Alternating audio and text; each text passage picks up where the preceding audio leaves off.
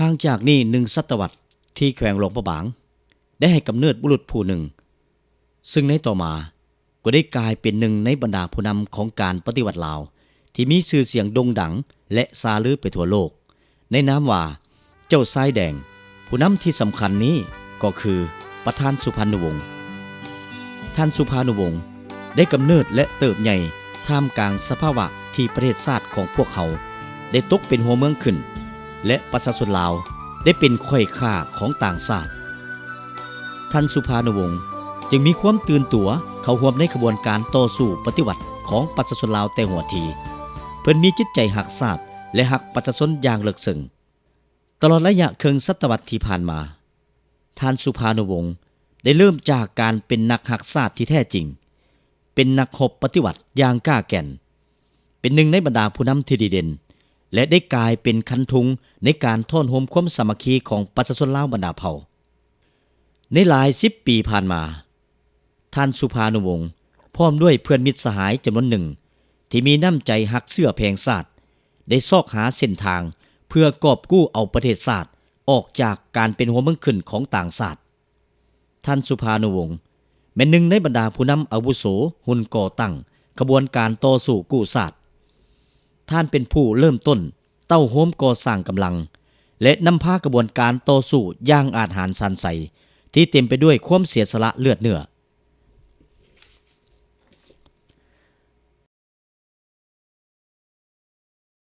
ท่านสุพรรณวงศ์ได้ขยายกำลังของการปฏิวัติให้นับมือนับกว้างออกสมทบการต่อสู้ด้วยหลายรูปหลายสีได้เคลื่อนไหวนำพาการต่อสู้ของประชาชนลาวบรรดาเผ่าด้วยความทรหดอดทนด้วยความลำบากและการทดสอบที่เสี่ยงเป็นเสี่ยงตายในบรรลบปกป้องตัวเมืองท่าแขกในวันที่21 มีนาปี 1946อันได้เฮ็ดให้เพิ่นได้รับบาดเจ็บสาหัสถูกจับกุมคุมขังอยู่คุกพลเข็งและถูกคู่เข็นบีบบังคับนานาประการแต่ไฟปฏิวัติที่มีอยู่ในตัวเพิ่นบ่เคยดับมอดจักเถื่อกงกันข้ามสัมผัสหุงแจ้งขึ้นเรื่อยๆท่านสุพรรณวงศ์ได้เป็นแบบอย่างให้นักรบปฏิวัติที่มีมนจิตเสมอต้นเสมอปลายองอาจกล้าแก่นเด็ดขาดบ่ยอมจำนนที่ได้ฝึกฝนล่อหลอมในแปลวไฟแห่งการต่อสู้ปฏิวัติของประชาชนบ่ยอมจำนนภายใต้การนำพาของพรรคคอมมิวนิสต์อินโดจีนในเมื่อก่อนและของพรรคประชาชนลาวในระยะต่อมาท่านสุพรรณวงศ์ได้เคลื่อนไหวอย่างห้าวหันและด้วยน้ำใจรับผิดชอบสูงเพื่อสร้างก้อนกำลังความสามัคคีทั่วปวงชนทั้งชาติในฐานะเป็นประธานแนวลาวอิสระและแนวลาวหักชาติท่านสุพรรณวงศ์ได้ตั้งหน้าเคลื่อนไหวเป็นเจ้าการอย่างห้าวหันและเป็นผู้นำที่ก่อตั้งปรับปรุงขยายกำลังยามใดเพิ่นก็จดจ่อในการเพิ่มทวีความหนักแน่นเข้มแข็งของวงคณะญาติแห่งชาติปลุกระดมคนขวยดึงดูดเอาประชาชนลาวบรรดาเผ่าต่างๆสั้นคนอยู่ภายในและต่างประเทศเข้าแนวโฮมต่อสู้กลายเป็นก้นกำลังสามัคคีหักชาติเฮ็ดให้ขบวนการปฏิวัติปลดปล่อยชาติเติบใหญ่เข้มแข็งก้าวขึ้นอย่างบ่หยุดยั้งตลอดระยะอันยาวนานแห่งการเคลื่อนไหวของเพิ่นจะแม่นระยะแห่งการต่อสู้ปลดปล่อยชาติก็คือระยะแห่งการปกปักรักษาระบอบใหม่ท่านสุพรรณวงศ์ก็ล้วนแต่ได้ประกอบส่วนอย่างสมเกียรติเข้าในภารกิจรวมของพรรคของชาติและประชาชนโดยได้อุทิศหมดเหือแหงและสติปัญญาความรู้ความสามารถบทเรียนตัวจริงของเพิ่นด้วยความจงรักภักดีอันลึกซึ้งท่านสุพรรณวงศ์แม้นนักการเมืองที่มีความสุขุมรอบคอบได้ผ่านมรสุมแห่งการต่อสู้การเมืองกับฝ่ายกงกันข้ามมาอย่างหลวงหลายจะแม้นการเจรจาอยู่ภายในหรือต่างประเทศยามใดเพิ่นก็ยึดมั่นอยู่ในหลักมั่นส้นสั้นของพรรคและของแนวราวหักชาติอย่างบ่คอนแขนท่านทั้งหู้การต่อสู้อย่างมีพลิกไหวเพื่อปกป้องแนวทางเก่งกล้าสลาดเฉลียวมีไหวพริบในการวางยุทธบายด้วยการต่อสู้ทางการเมืองและการต่างประเทศอยู่ในแต่ละระยะของสภาพการหู้สมทบระหว่างกำลังแห่งความถูกต้องเป็นธรรมของแนวทางการเมืองกับบทบาทอิทธิพลของตนเพื่อส่วนเสื่อดึงดูดและคนขวยญาติแยงเอาฝ่ายกงกันข้ามทั้งได้ประกอบส่วนอย่างใหญ่หลวง เขาในการสร้างความถูกต้องปองดองศาสตร์ในการเผยแผ่บทบาทอิทธิพลของแนวรหักศาสตร์เฮ็ดให้ขบวนการปฏิวัติปลดปล่อยศาสตร์เติบใหญ่เข้มแข็งขึ้นอย่างบ่หยุดยั้งจนได้รับชัยชนะอย่างสมบูรณ์ด้วยผลงานและคุณงามความดีของท่านประธานสุภานุวงศ์ที่ได้ประกอบส่วนเข้าในภารกิจต่อสู้ปลดปล่อยศาสตร์ก็คือภารกิจปกปักรักษาและสร้างสาพัฒนาประเทศศาสตร์พรรคและรัฐบาลจึงได้ตกลงสร้างสิ่งที่เป็นอนุสรณ์สถานเพื่อจดจำล้ำลึกและรักษาเป็นมูลมรดกอันล้ำค่าของศาสตร์เพื่อเป็นสถานที่ค้นคว้าศึกษาหำเฮียนเอาคุณสมบัตินักปฏิวัติแบบแผนดำรงชีวิตวิธีเฮ็ดเวียกอันเป็นแบบอย่างที่ประเสริฐของเพิ่นเฮ็ดให้คนหุ่นต่อๆไปได้หำเฮียนและเอาไปนำใช้เข้าในเวียกงานตัวจริง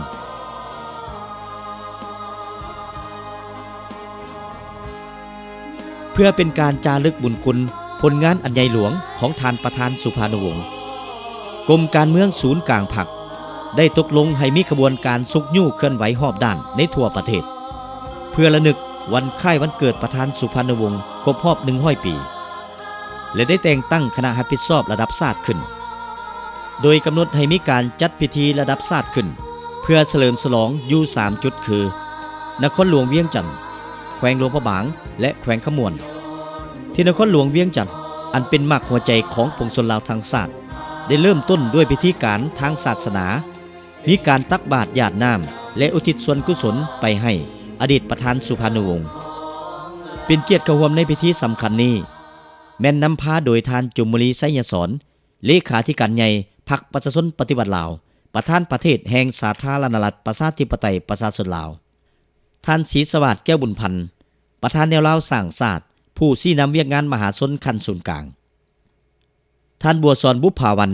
นายกรัฐมนตรีแห่งสาธารณรัฐประชาธิปไตยประชาชนลาวพร้อมด้วยบุคคลสำคัญอื่นๆทั้งภาครัฐและเอกชนรวมทั้งพนักงานอาวุโสบำนาญผู้ที่ได้เคยร่วมเคลื่อนไหวปฏิวัติในสมัยต่อสู้กู้ชาติ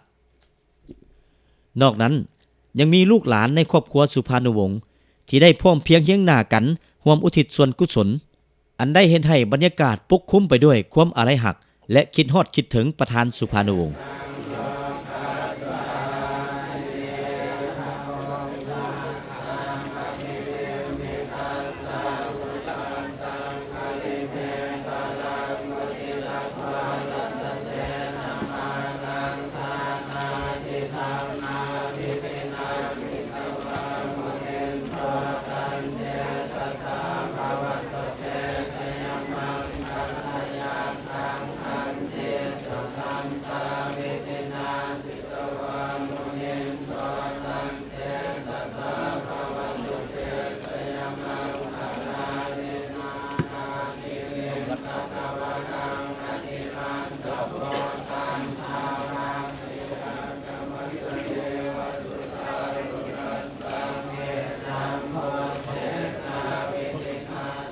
ในตอนบ่ายของวันเดียวกันทางคณะรับผิดชอบการเฉลิมฉลองของนครหลวงเวียงจันทน์ได้ถือเอาฤกษ์งามยามดีนี้จัดพิธีเปิดป้ายถนนสุภานุวงศ์ได้จัดพิธีเปิดป้ายซื้อถนนสุภานุวงศ์อยู่สถานที่แห่งนี้ขึ้นซึ่งเป็นกิจกรรมหนึ่งที่นอนในแผนเฉลิมฉลองวันคล้ายวันเกิดของประธานสุภานุวงศ์ที่เคารพรักของพวกเขาวันที่13 กรกฎาคมแม่นวันเกิดของประธานสุภานุวงศ์ครบรอบ100 ปี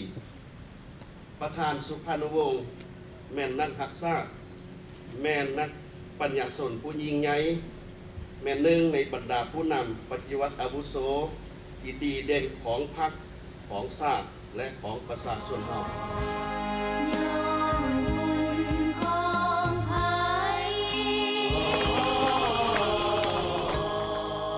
เพราะถนนดังกล่าวนี้ตามประวัติศาสตร์ความเป็นมาเบนได้สร้างขึ้นในปี 1905 ประชาชนในเมื่อก่อนเคยเอิ้นชื่อที่แตกต่างกันไปบางคนก็เอิ้นว่าทางไปเมืองหลวงพระบางทางไปเมืองหลวงหรือเส้นทาง13เหนือแต่ความหมายความสำคัญของเส้นทางนี้แม้นมีความพิเศษย้อนว่าชาวนครหลวงเวียงจันทน์ได้ใช้เส้นทางนี้ต้อนรับเสด็จเจ้าสุภานุวงศ์พร้อมด้วยคณะนำของศูนย์กลางแนวราวหักศาสตร์เข้าสู่นครหลวงเวียงจันทน์ พื่อปฏิบัติความถูกต้องปกป้องชาติปฏิบัติสัญญาหยุดยิงอยู่ลาวในวันที่21กุมภาพันธ์ปี 1973 ในตอนกลางคืนเพื่อให้บรรยากาศในการเฉลิมฉลองให้มีบรรยากาศคึกคืนตื่มอีกก็ได้จัดให้มีการแสดงศิลปะวรรณคดีจากหลายภาคส่วนมีทั้งการฟ้อนอวยพรห้องเพลงสรรเสริญถึงคุณงามความดีและวีรกรรมอันโดดเด่นของประธานสุภาณวงศ์เข้าร่วมรับชมในงานครั้งนี้โดยต่างหน้าให้พรรคและรัฐบาลแม่นท่านสมานวิยเกตกรรมการกรมการเมืองศูนย์กลางพรรคผู้ชี้นำทางด้านแนวคิดวัฒนธรรมพร้อมด้วยบุคคลสำคัญเป็นจำนวนหลวงหลาย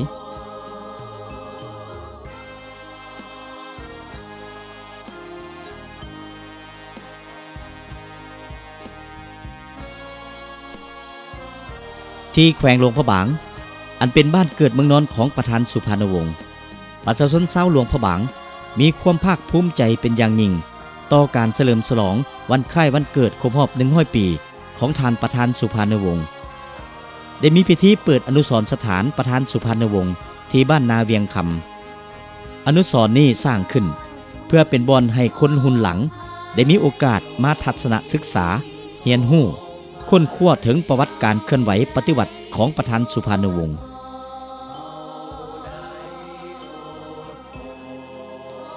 เข้าร่วมในพิธีเปิดอนุสรณ์สถานครั้งนี้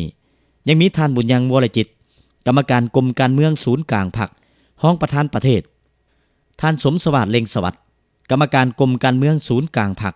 ห้องนายกรัฐมนตรีผู้ประจำการรัฐบาลพร้อมด้วยพนักงานอาวุโสบำนาญและผู้สำคัญอื่นๆเข้าร่วมโดยเฉพาะแม่นบรรดาเจ้าแขวงของแขวงภาคเหนือของลาวเฮาเข้าร่วมนอกนั้นก็ยังมีพ่อแม่พี่น้องชาวเมืองหลวงพระบางอย่างคับค้าหนาแน่นภายหลังการขึ้นกล่าวเปิดพิธีของท่านบุญเฮืองดวงพระจันทร์เจ้าแขวงหลวงพระบางแล้วท่านอนุวงศ์สุภาณวงศ์ได้ต่างหน้าให้ครอบครัวสุภาณวงศ์ขึ้นกล่าวขอบใจต่อพรรคและรัฐบาลที่ได้จัดให้มีพิธีเฉลิมฉลองอันยิ่งใหญ่ในครั้งนี้และเป็นข้อแสดงความหูบุญคุณอย่างสูงอย่างลึกซึ้งที่สุดต่อพรรครัฐแนวโน้มและต่อประชาชนบรรดาเผ่าในทั่วประเทศของสปป.ลาวเฮานี้ในโอกาสนี้พวกข้าพเจ้าก็ซึ่งเป็นลูกหลานของเพิ่น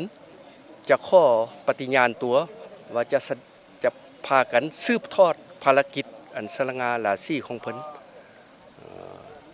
ซึ่งเป็นผู้นำปฏิวัติเนาะในระยะปลดปล่อยชาติก็คือในระยะสร้างสร้างประเทศชาตินี้จากนั้นก็มีการตัดแถบผ้าเปิดป้ายอนุสรณ์สถานสุภาณวงศ์อย่างเป็นทางการเพื่อเป็นการระลึกถึงคุณงามความดีของประธานสุภาณวงศ์ที่มีต่อชาติต่อประชาชน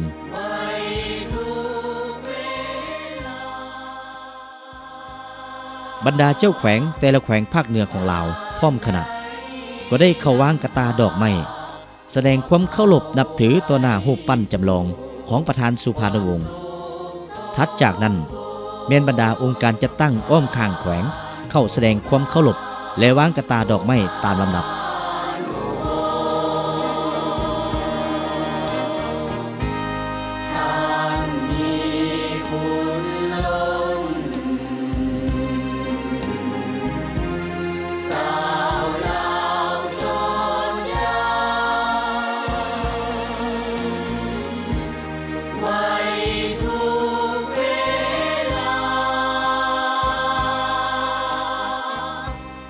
พิเศษแม่นครอบครัวลูกหลานของประธานสุภาณวงศ์ก็ได้เข้าวางกระตาดอกไม้แสดงความเคารพต่อหน้ารูปปั้นประธานสุภาณวงศ์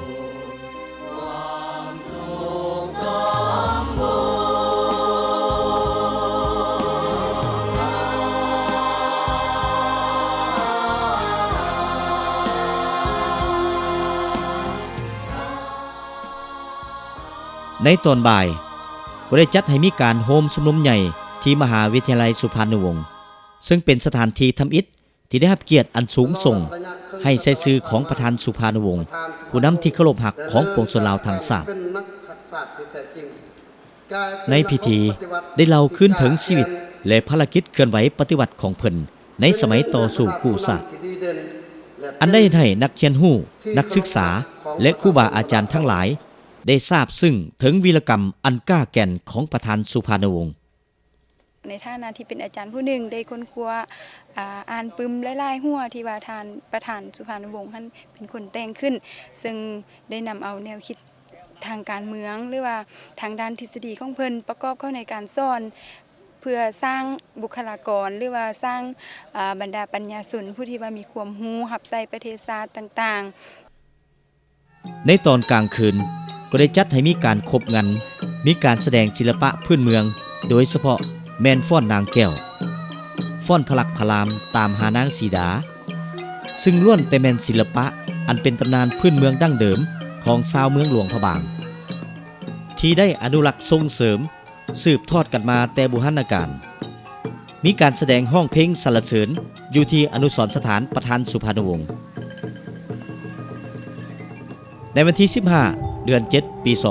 2009 ซึ่งเป็นสถานที่สุดท้ายของการเฉลิมฉลองวันคล้ายวันเกิดของประธานสุภานุวงศ์ครบรอบ100 ปีแม้นได้จัดขึ้นที่เมืองท่าแขกแขวงขมวนซึ่งเป็นสถานที่ที่ประธานสุภานุวงศ์ร่วมกับกำลังหักษาดได้ต่อสู้อย่างดุเดือดต้านพวกทหารฝรั่งในบั้นลบปกป้องตัวเมืองท่าแขกอันได้ให้ประธานสุภานุวงศ์ได้รับบาดเจ็บอย่างสาหัสในบั้นหบครั้งนี้เพื่อเป็นการระลึกถึงวีรกรรมอันกล้าแก่นดังกล่าวนั้นพรรคและรัฐบาลได้ตกลงสร้างอนุสรณ์สถาน21 มีนาปี 1946 และรูปปั้นจำลองของประธานสุภานุวงศ์ในท่าที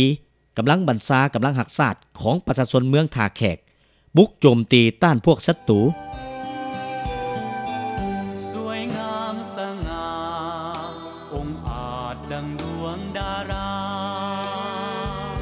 ประดับบนฟ้าทั่วท้องนภาสว่างสวัยโดยต่างหน้าให้พรรคและรัฐบาลแม่นท่านสมานวิยเกตกรรมการกรมการเมืองศูนย์กลางพรรคผู้ชี้นำทางด้านแนวคิดวัฒนธรรมเป็นประธานตัดแถบผ้าเปิดอนุสรณ์สถานท่านคือพลังแห่งความหักษาทักป่าสาสลาสีวีหลังจากนั้นบรรดาการนำของแขวงผู้ต่างหน้าของบรรดาแขวงภาคใต้ของลาวก็ได้ขึ้นแสดงความเคารพและวางกระตาดอกไม้ต่อหน้ารูปปั้นของประธานสุภานุวงศ์ตามลำดับจากนั้นก็แม่นทุกๆองค์การจัดตั้งของแขวงและครอบครัวลูกหลานสุภานุวงศ์ก็ได้ขึ้นแสดงความเคารพตามลำดับ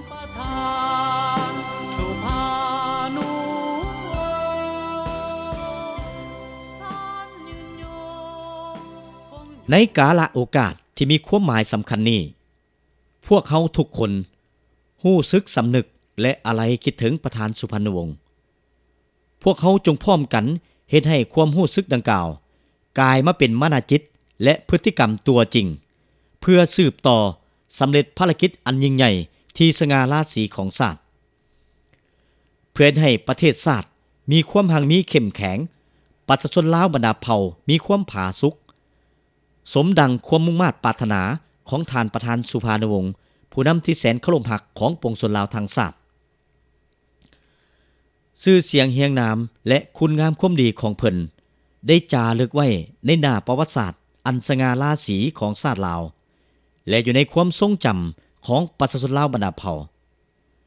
ประธานสุภานุวงศ์จงยืนยงในภารกิจปฏิวัติของพวกเขาตลอดไปท่านประธานสุภานุ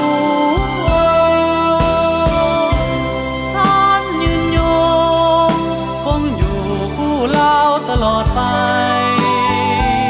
ท่านเป็นแผ่นเย็นของชาติลาวแห่งยุคสมัยท่าแขกตำนานกล่าวไว้ยังจำฝังใจคนลาวชาติลาวชื่อเสียงเฮียงนามของท่านสุภานุวงศ์วีร งชนลาวจารึกจดจำความเป็นใจเดียวเด็ดเดี่ยวสืบสานคุณธรรม